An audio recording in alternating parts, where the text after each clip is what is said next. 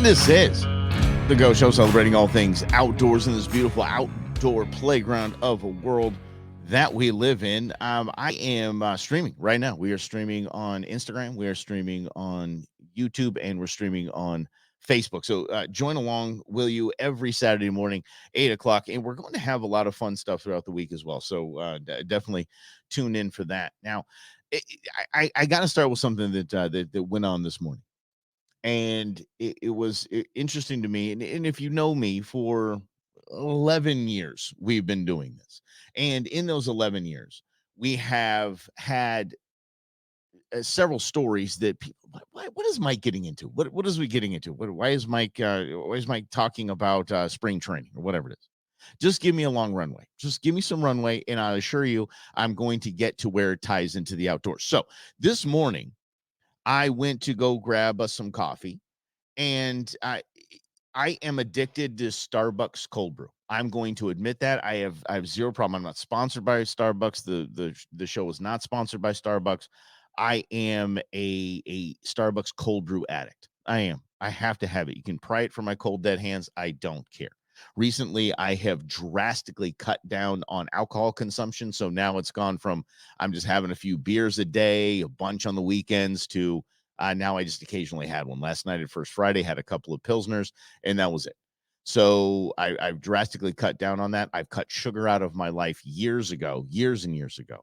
And now I don't want to get rid of all of my vices. Starbucks cold brew is one of them. Anyway, not starting the show without it. So run out to Starbucks, and they hand me my girlfriend's drink first, and it's kind of sugary, and it bounced, like the stuff shot out of the top of the lid, and we put a stopper in it, and they hand it to me in the drive-through, and then pour my cold brew, the big one, all over the place. A little bit gets on the truck, and she's like, I'm sorry.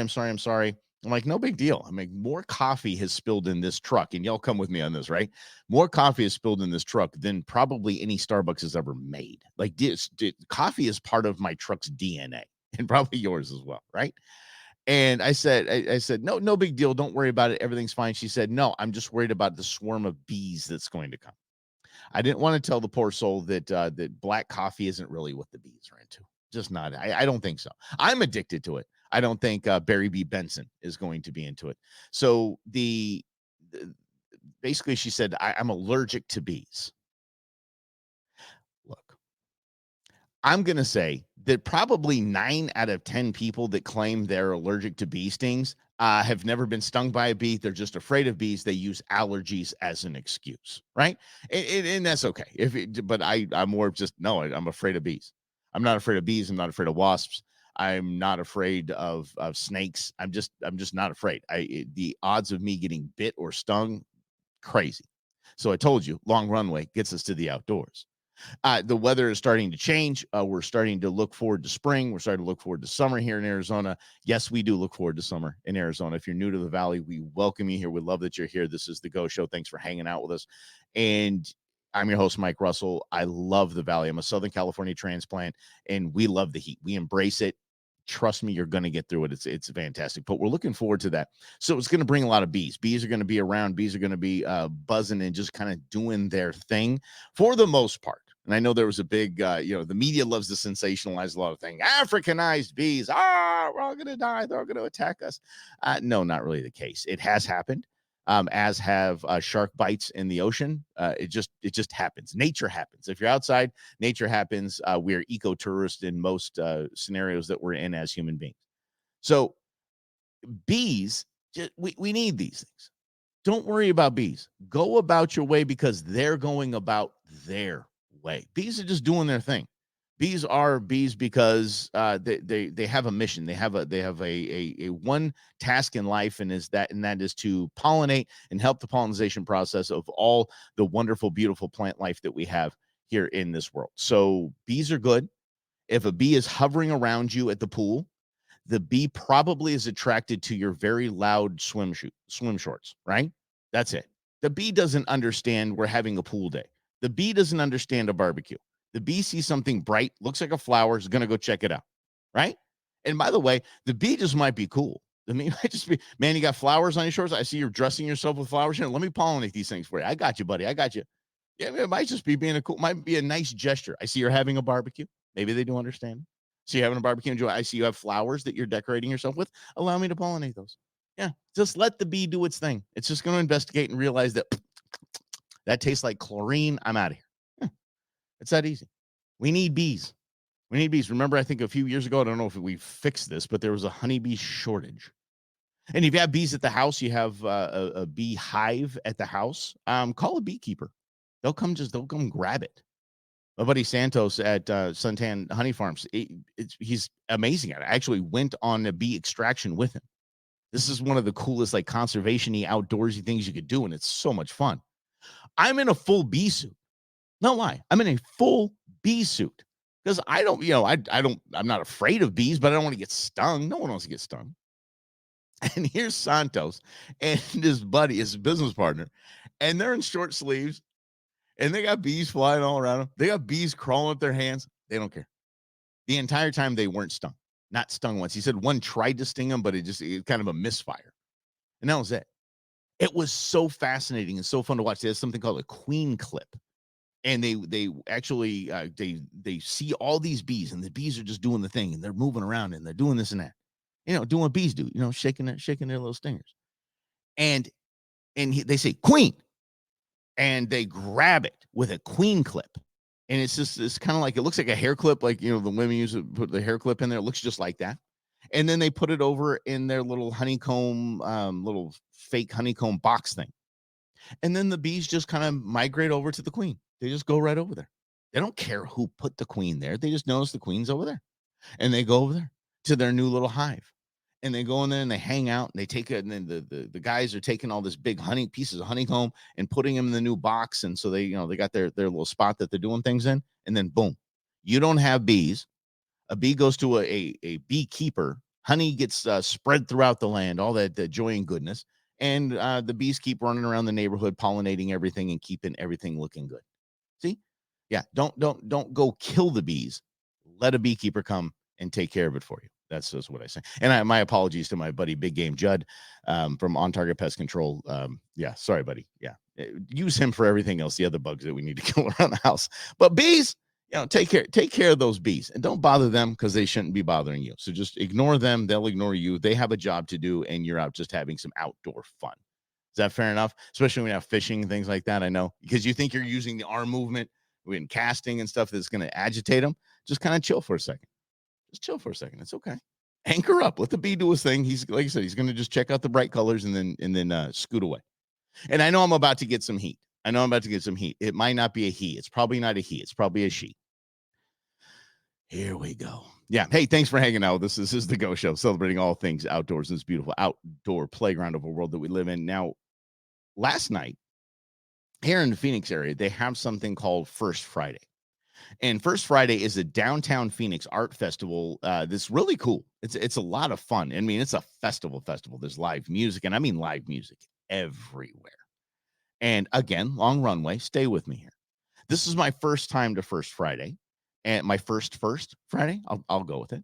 There's no intern Beans isn't here to make fun of me or give me a fine for dad jokes. So we'll go through and by the way, I went through a whole B segment without any B dad jokes. You're welcome. Beans would be proud of me. So First Friday, you're walking around, milling around, and there's a lot of people sitting, a lot of vendors, a lot of food trucks. It's just it's a festival kind of atmosphere and a lot of fun. And in that, you have people celebrating their First Amendment right and just preaching or protesting. This is where things got interesting, because there was a street preacher out there. He had a microphone. He was preaching the word of God, and he was getting out his word and his gospel and his ministry. Well, that was a little too much for one of the patrons that decided to basically get in this guy's face. And again, long runway. This is an outdoor show. In our outdoor world, firearms and the Second Amendment are very important to all of us. The man that was preaching was wearing an NRA jacket. Now, I'm a lifetime member of the NRA. I didn't even notice the logo on the guy's jacket. It's just a little tiny NRA jacket. Just a little tiny NRA logo, on his jacket. And I understand if you have some issues with the NRA. I have issues with the NRA as well. Still a lifetime member, still a proud member, still preach the advantages of joining and being a member of the NRA. And my good friend Tim Forshee, who you're going to see on this program quite a bit coming up, we're going to talk a lot about gun safety. He brought it up this way. He said, if you don't want to join the NRA, I understand. If you have some problems, I get it. But how many people here, and this was during the concealed carry class, he said, how many people here are registered to a certain party, whether Republican, Democrat, whatever it is? How many of you are registered to a party? Most of the room held their hand up. And he said, okay, now how many of you agree with everything that your party does? No one held up their hand. Of course, he said, that's my point. He said the NRA, whether we like it or not, I think the NRA and NSSF, National Shooting Sports Foundation, are the two organizations that are protecting our Second Amendment. They're the reason why we still have a Second Amendment, is their lobbying efforts. So just for that and that alone, those organizations standing between you and politicians that don't want you to be able to have your Second Amendment right, then I'd say kick them a couple bucks for membership. That's what I would say there. Anyway, back to this. The street preacher that was wearing the NRA jacket, a man decided to get all up in his business. And I mean all up in his business. There were people, how can you be a Christian? How can you be a Christian and support the NRA? Do you want the list alphabetically? There's a lot of reasons. As a matter of fact, I don't care if you're a Christian. I don't care if you're agnostic. I don't care if you're, you said Judaism, Islam, whatever it is. If you're an American, you have every right to have a firearm, period. Several of them, as many as you want. It's protected by the Second Amendment. So obviously this guy's a little off his rocker, going after a man who's just preaching his religion. He's preaching his religion on the corner, and he goes after the logo on his jacket. It has nothing to do with why that man's there, but gets up in his face, and it's all about that. Do you are, NRA killing babies, whatever his argument was. Let me help you out with this. This is something that I was looking forward to doing, not getting up in people's grill. Looking forward to going to First Friday, because I was told that PETA would be there. PETA, if you don't know, is People for the Ethical Treatment of Animals. That's PETA, P-E-T-A. We like to say it stands for People Eating Tasty Animals, but that's our difference there. So PETA usually shows up. The PETA crew usually shows up in protests and does whatever the PETA people do. So I was looking forward to actually having a dialogue and having a conversation if one of the protesters would like to have a conversation with me. I think that would be a worthwhile endeavor. And it's something that I've done before. I don't back away from a conversation. Sometimes I am excited to engage in a conversation and start the process, but it's never that. And I want to encourage each and every one of you to kind of follow along those guidelines. Think about the guy who is just there preaching his word. He feels compelled by his spirit, his soul, to go preach the word of his religion, preach the word of the Bible. And he is basically verbally accosted because he's wearing an NRA jacket that has absolutely nothing to do with why he's there. You aren't going to change that man's mind, especially if you're doing it that way. And I was impressed by the street preacher, I guess we'll call that street preacher. I keep looking over like intern beans this here. The street preacher. I commend him because he was very polite. He was very calm. He was very kind. He kept on his way, just kept trying to almost ignore the guy. Like, okay, I get it. I respect you. He knew his name. He kept addressing him by his name. And he was very respectful and calm. Street preacher wins this one. And I want to win hearts and minds about our way in the outdoor world. I really do. It's important to me. And I know how to do it. And I know how to do it over years of learning. You know me and my old co-host here in Phoenix was Rob Hunter. Rob Hunter's from Massachusetts. Rob Hunter thought people that even fired firearms were lunatics. Hey, why would you even have a gun? That's just dumb. Why would you go to a place and shoot guns? How stupid is that? That's when I met Rob.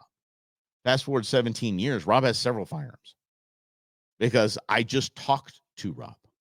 Rob didn't come at me like I was a lunatic, and I didn't come at him like he was some, crazy communist. We just had conversations over time. So going back to First Friday, Nobody is going to win when you just go on the attack. If you're on the offensive, it's not going to work. If you engage in a respectful dialogue and a respectful conversation, that's where we win. Whether you like it or not, I understand. I stand on the tenets of the North American model of wildlife conservation. I understand our role as sportsmen and women in this. I get it. I know it. And I can preach it. Trust me, I've studied it.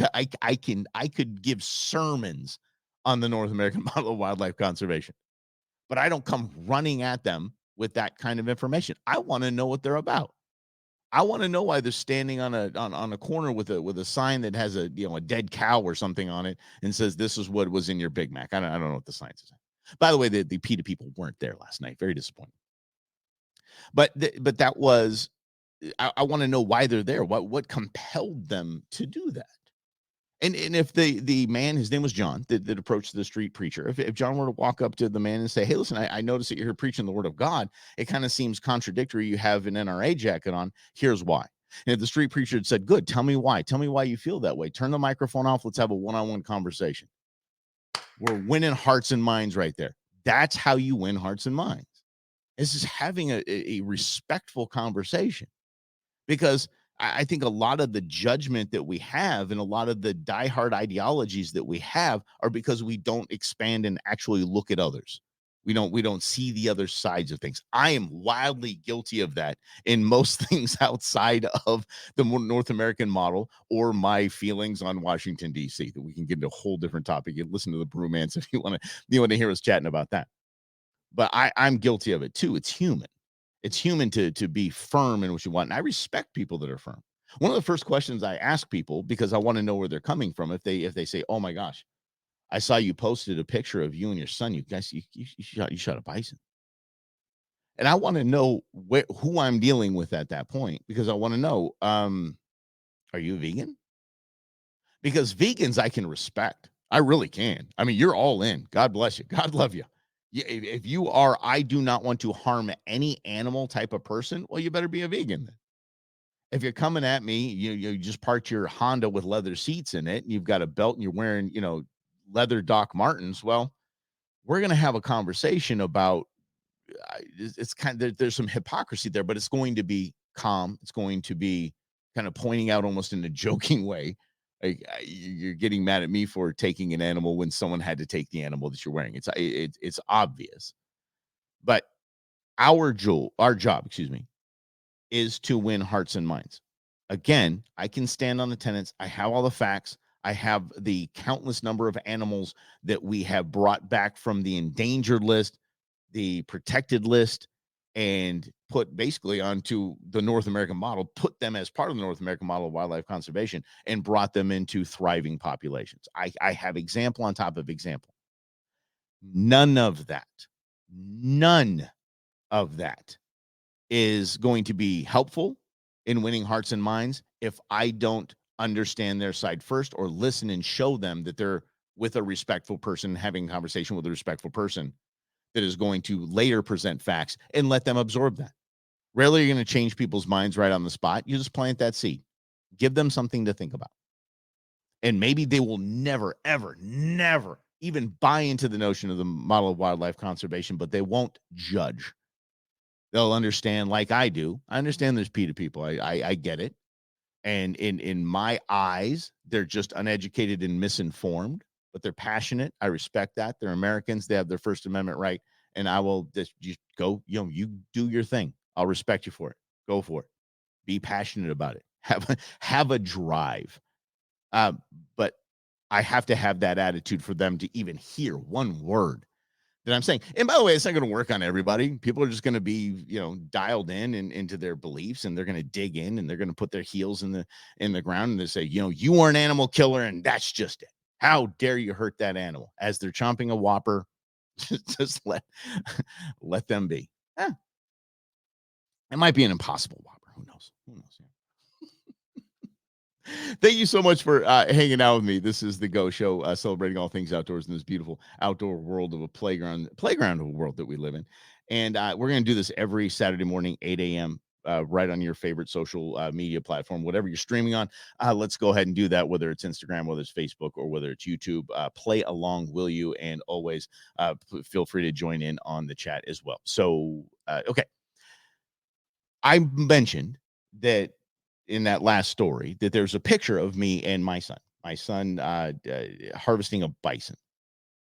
And we'll get into grip and grins and pictures of take a little bit later. But for now, I want to talk about the importance of doing what I did and why I am a complete 100% shoo-in for Outdoor Father of the Year. Dad of the Year, that's me. Stop taking calls. We have a winner. That's me.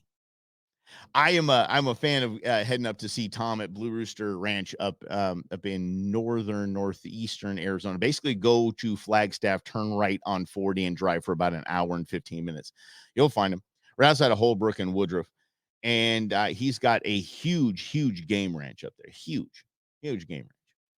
And this is where, especially when we're talking about the North American model and the tenets of the North American model, this is where I get into a lot of debates with those that are like-minded, those outdoorsmen that hunt. High fence versus fair chase. I understand that that high fence hunting is not hunting. I'm going to be very, very clear, open, and honest with you. That is my opinion. High fence hunting is not hunting. It's like calling. It's like when people say they're mushroom hunting. Have you heard of this? This is a thing, by the way. People mushroom hunt. They call it hunting. Fine. You're collecting. And that's exactly what you're doing in high fence. I call it grocery shopping with firearms. It's exactly what it is. So my buddy Slavo and I decided to have a 2 freezers full of meat this year.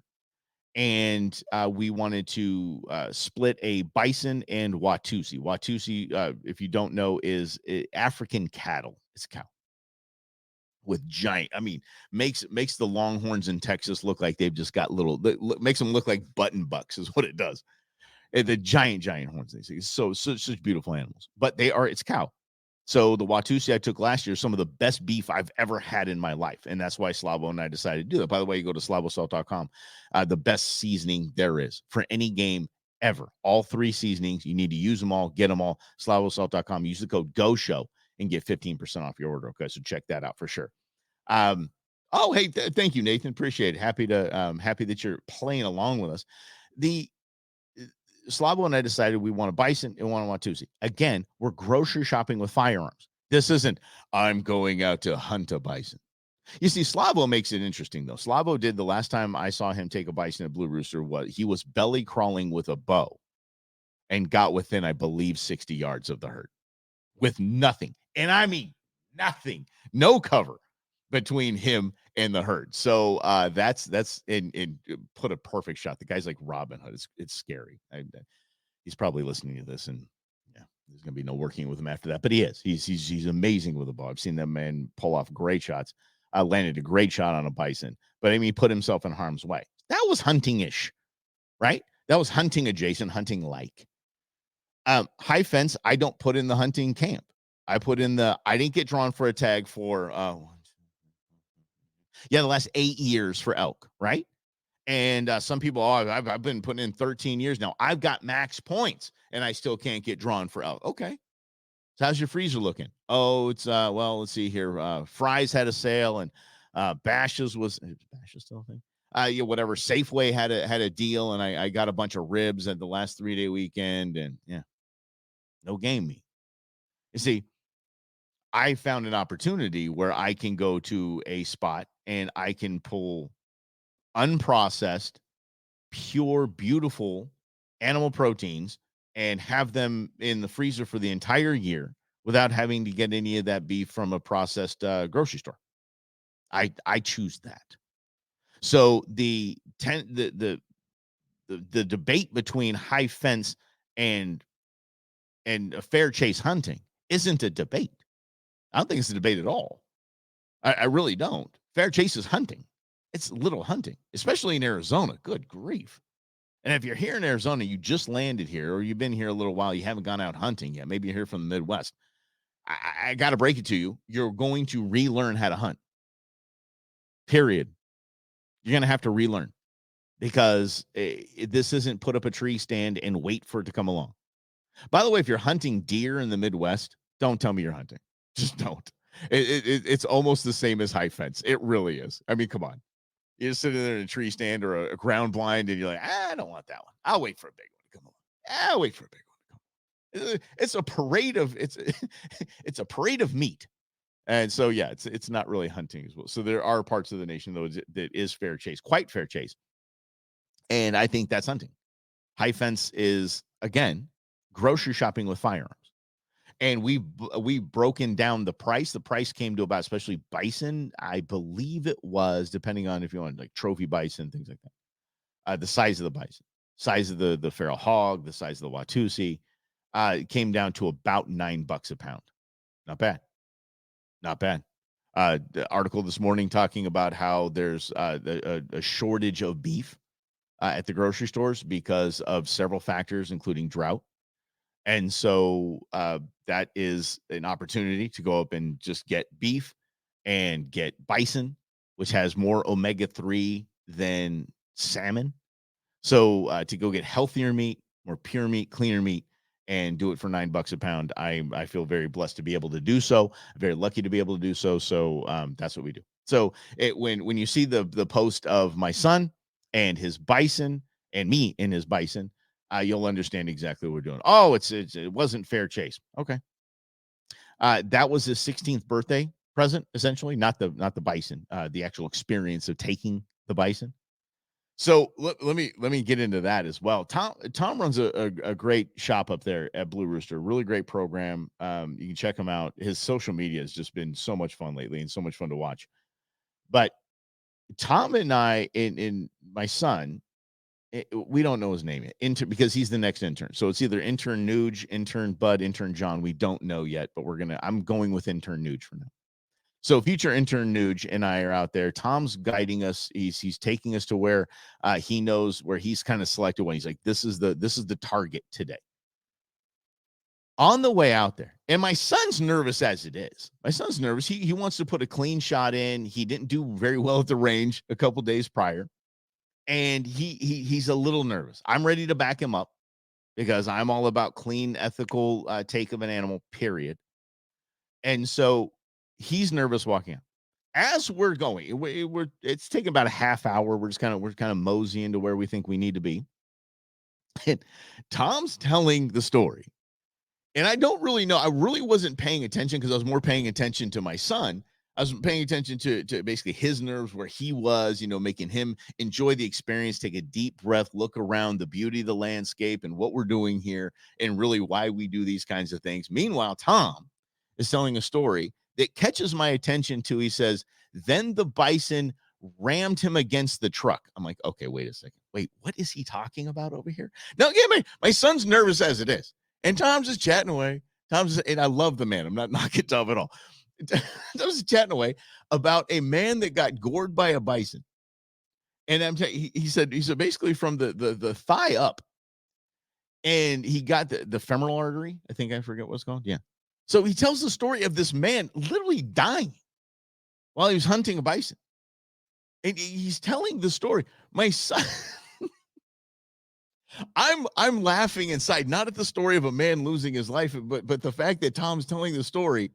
And I've got my son. Maybe he just assumed that he's my son, so he's just been around this kind of thing all the time, these kind of stories all the time, and he's sharing the story. I look over, and my son's eyes are just as wide. They look like pies. They're just these giant wide eyes. And I'm like, I pat him on the back. I'm just take a deep breath. Man, he's just kind of shaking his head like, what did I just hear, Dad? What did I just hear? So we about an hour later, we're kind of moseying around trying to find the right spot, the right target, the right everything. We wanted a great shot for John, and we find it. And I got to tell you, and I might post the video. I don't know. We'll figure that one out. But I have to tell you, I was as nervous as he was. And I'm going to tell you, I wasn't nervous for, my son and the take of an animal. I wasn't at all, because this was his moment. I think this was a fantastic moment. This man's first large game take was going to be an American bison. I mean, Again, that's why I am a lock in for Outdoor Dad of the Year. So he gets the shoot sticks. I got him a shooting tripod, so he's as stable as can be. And I'm nervous because I didn't see him shoot well 2 days before. So I was a little nervous. And he had a 30 out with a 180 grain. So it had enough power, had enough punch. I figured everything was in line. Clear shot, clean shot, everything were at about 75, 85 yards. And I say that because I ranged him at 75 and then there was some movement. And so I mean the bison presented a broadside shot. Boom. And I got to tell you, there's absolutely no living with John at this point. There's no living with John because that was the cleanest, fastest take of an animal I have ever seen ever outside of bird hunting. I mean, unbelievable shot. Did not move, just dropped. I could not have been more shocked. I could not have been more proud. And I was blown away. I was absolutely blown away. And he's shaking. So for the non-hunters, please understand this, especially when things go perfectly like that. And when they go perfectly, and that is our aim, no pun intended, in every single take of an animal is that we want it clean, fast, done. And we can get into hunting ethics at a different time, but that's our goal, that's our aim. The adrenaline kicks in when it's done. One of the most interesting parts, especially big game hunting, is when you have that your target in the crosshairs. You have that moment. There's this moment of calm that you barely remember. I'll put it this way: for those that have drawn a compound bow before, they understand how hard that is. Like you're pulling with just very few muscles in your back, 50, 60 pounds, 70, 80 pounds. And it's very hard to do at the range. It's just, it takes a while, especially if you're throwing several arrows, it wears on you. It's tiring. The moment you have your target in sight, your body takes over. This is what your body was meant and prepared to do. Your body takes over. Every muscle that needs it gets it. And it's you don't even remember it. You don't even feel how hard it was to draw that bow. Pop. It's just there. And I've seen it. I've dealt with it several times. You think back on it. You're like, I don't even remember drawing. I don't remember any tension on the string. The adrenaline kicks in when it's done. When it's done and it's over and you see you have everything went perfect. That's when your adrenaline kicks in. So I look over at my son and I just see him like now he's shaking. He was cool as ice cold when he was running, when he was preparing, when he was locked in, dialed in. And that's everything in your body, your soul. It just dials in. And he was prepared. He was ready. His breathing was right. And it was boom, done. And then the shaking. So this is the part. Now I'm losing my mind. I'm like, John, oh my gosh, I'm freaking out. I'm thinking this is the craziest thing. I'm like, oh my gosh, I can't believe perfect. Everything went perfect. I was so ready to grab the rifle from him and take care of that animal, but nope, didn't have to. And he's just shaking, the smile on his face, and just everything was just more than worth it. And I got to tell you, I'm blown away. He's hooked. He will. He is now where he was kind of in and out. Like he'd go bird hunting with me, and he'd go fishing, and he loved being outside. He just was kind of like, yeah, it's kind of thing Dad does. Now he's in, and now he's dialed in, and I want to impress upon you the importance of that. And when I say obviously hyping myself Dad of the Year. But there's an event going on this weekend it's already filled up. It's already filled up. It's actually going on here in a couple of hours. It's called Wild in the City. It's put on by the great folks at Arizona Elk Society, and I encourage you to go over to Arizona Elk Society and see all of the camps and opportunities they have for you to give your kid a similar experience. And while in the city, we're not out taking animals. You're out learning about archery, learning firearm safety, learning nature and owl pellets and fishing. And you learn about all these outdoor opportunities and experiences outdoors. And it's at Game and Fish HQ off Carefree Highway and I-17. Wonderful facility that they have there. Several camps going on. Get over there and check it out. Just get over to ArizonaElkSociety.org and see the stuff that they have. And a lot of the other critter groups like Mule Deer Organization do camps, in Wildlife for Tomorrow, which I'm the vice president of, lucky enough to be the vice president of. We do a lot of fundraising things throughout the year to help put on these types of events for Game and Fish to really reach youth on the ground. It's very, very important. And speaking of Wildlife for Tomorrow, you check this out. If you want to be a part of the Celebrity Wing Shoot on February 17th, so the 17th, we're 2 weeks away, 2 weeks from today. If you'd like to be a part of that, get over to wildlifefortomorrow.org. It's a pheasant hunt. There's going to be some celebrities there, and it goes to a great cause. Wildlife for Tomorrow is the 501c3 partner of your Arizona Game and Fish Department. I don't know if you know this, but Arizona Game and Fish doesn't get $1 from the general tax fund in Arizona, not $1.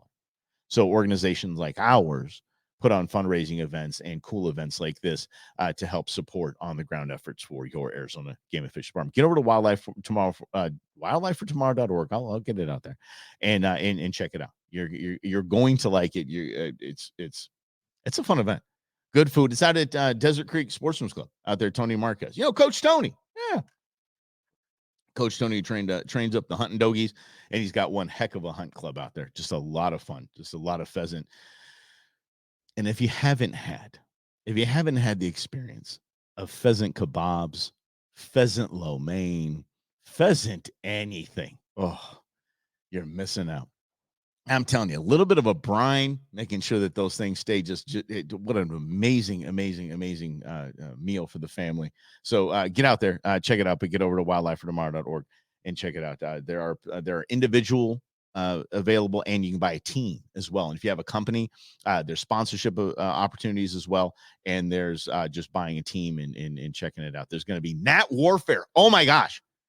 Nat Warfare, almost forgot about that. I love the pheasant hunting part so much because I just love watching dogs work. I love watching dogs in the field. It is one of the most rewarding, satisfying things you could have.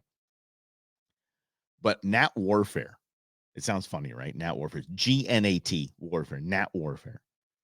They have drones that have exploding clay targets on the drones. And you get into a firing line, and they fly the drones in front of the firing line, and yep, good luck. Those things are smoking too. Everybody, it's funny, like the first couple passes, you see these guys, so everybody's shooting behind these things because they're smoking. But when you hit it, so cool. Exploding target, all that, too much fun.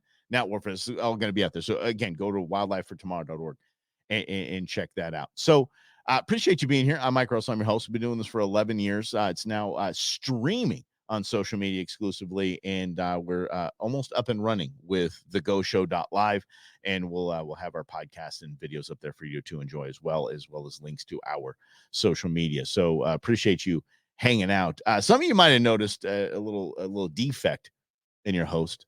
This you see this here, this big cut at the bridge of my nose. Yeah. I want to get into the story of why I have a busted up nose. And I teased a little earlier that it might have something to do with a great white, but come on, it didn't have anything to do with a great white. This isn't that kind of a story. It has everything to do with that new Jaguar we found here in Arizona. So I decided to go wrestle this thing. I did not. This is what happened. It was game night. And game night, it was the game we were playing had one of those little hourglasses, those little 1 minute hourglasses, the little timer. And apparently it was my turn to be the timer. I wasn't paying attention. And one of the kids tossed it to me, and it hit me right perfectly square in the nose and put a nice cut right across the top there. And it was bleeding. Right? Yeah, your host, your outdoorsman for the last 11 years here in the Valley. That's what happened to my nose. It was a tragic game night incident. I wish I had something better. I gotta be honest. And here's why I have to be and you don't. And I want this to be very clear. Here's why I have to be honest. I have to be honest on air here because you have to hear my stories have to be believable because I'm on air. If you don't trust me, if you know I'm just BSing you this whole time, you're not going to tune in. Nobody's going to tune in. I have been open, honest, and essentially an open book for the last 15 years here on Arizona radio and 11 years here on the show, I've been very honest with you. So I don't have a lot of fishing or hunting stories, but please understand that that's part of our world. It just is. And I would encourage you to embrace it, especially the old guard. If you're listening to an uncle, an aunt, a grandparent telling stories, your parents telling stories about the outdoors, and you're like, there's just nothing believable about this. Just suspend disbelief. It's like going to the movie theater and watching Marvel or Star Wars, right?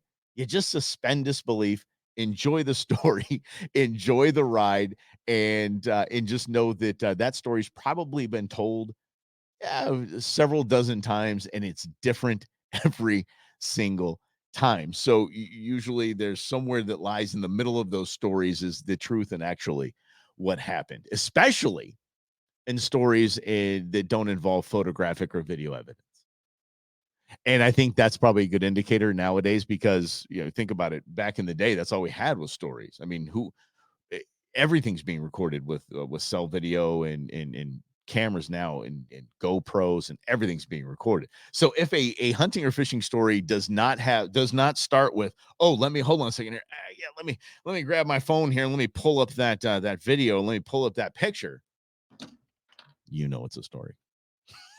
It's a story like me wrestling the jaguar that's been discovered down south. Hey, you know what? I appreciate you. I appreciate you hanging out with us. You can check us out on all the social media platforms. I appreciate you playing along and having fun with us. We're going to do this every Saturday morning at 8. Again, we'll have some things going on throughout the week. And the Russell and Hunters, the Brewmance, will be kicking off this week as well. So we're going to have a lot of time together, a lot of fun.